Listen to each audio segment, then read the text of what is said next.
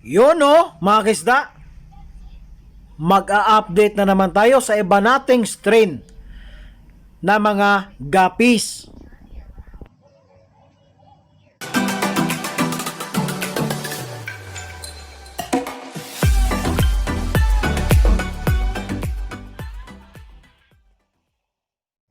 Good day mga kaisda. Good day sa ating lahat. So, for today's video mga kaisda, ay mag-a-update na naman tayo sa ating ibang mga strain na mga guppies. So, itong nauna mga kaisda, ay ito po ang ating top sword. Yellow lace top sword mga kaisda. Ito yung pinakauna kong guppy mga kaisda na survive talaga, no?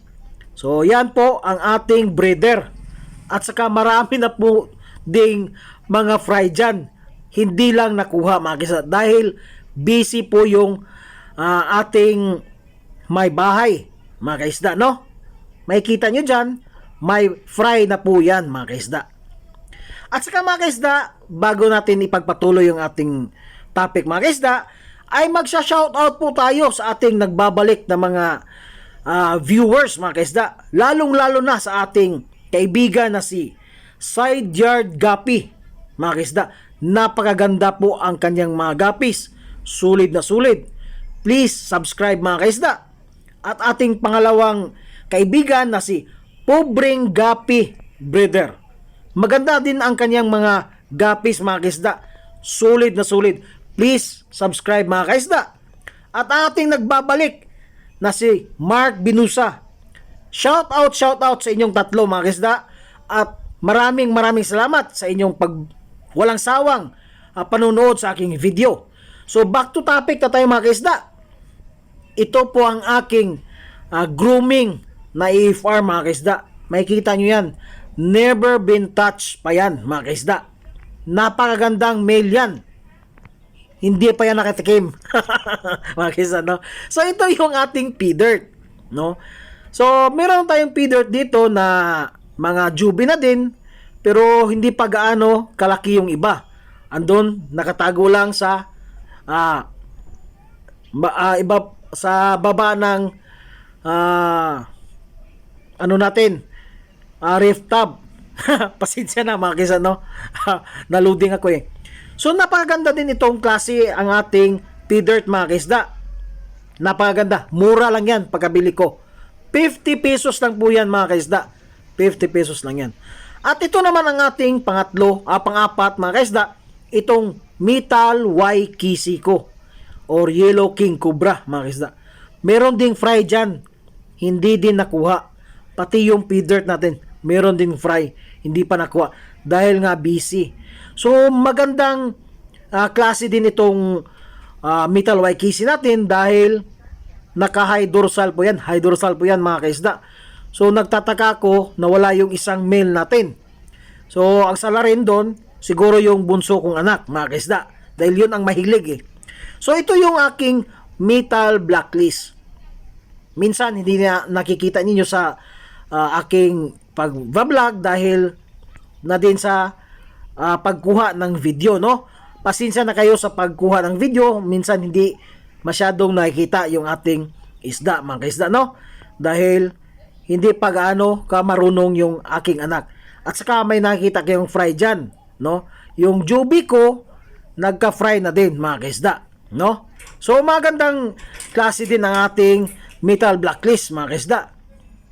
At itong sa sunod mga kaisda, ito po ang aking pinakaunang outcross ko mga kaisda, yung sa Flamingo at saka AFR.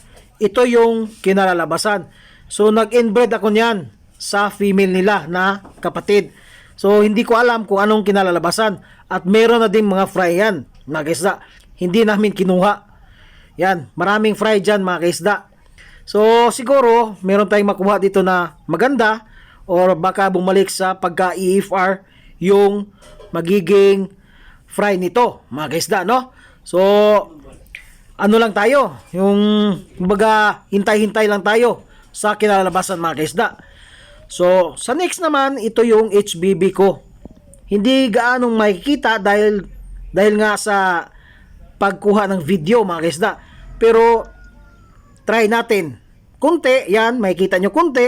Maganda po yan mga kaisda. Magandang klase po ang aking HBB. At meron ding fry dyan.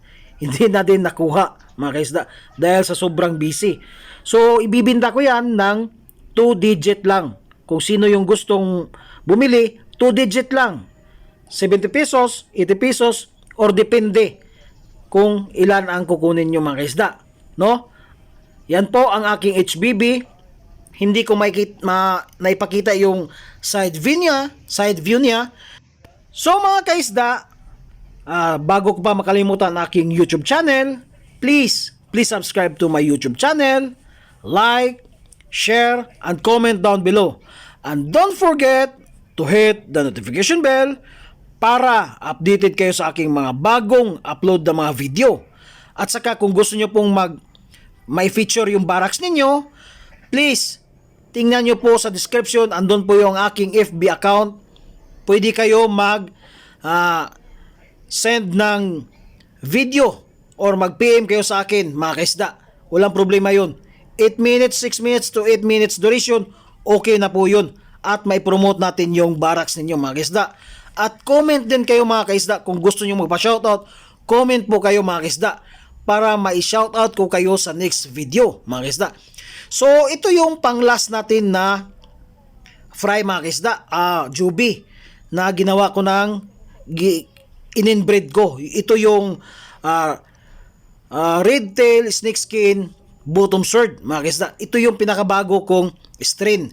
Sana pala rin tayo dahil meron na din tayong nakuhang fry nito, mga kaisda. No, mga kaisda. Sana mga kaisda, pala rin tayo noon sa ating in-inbreed na bagong strain. At ako'y magpapasalamat sa inyo, mga kaisda, sa walang sawa niyong suporta sa aking YouTube channel.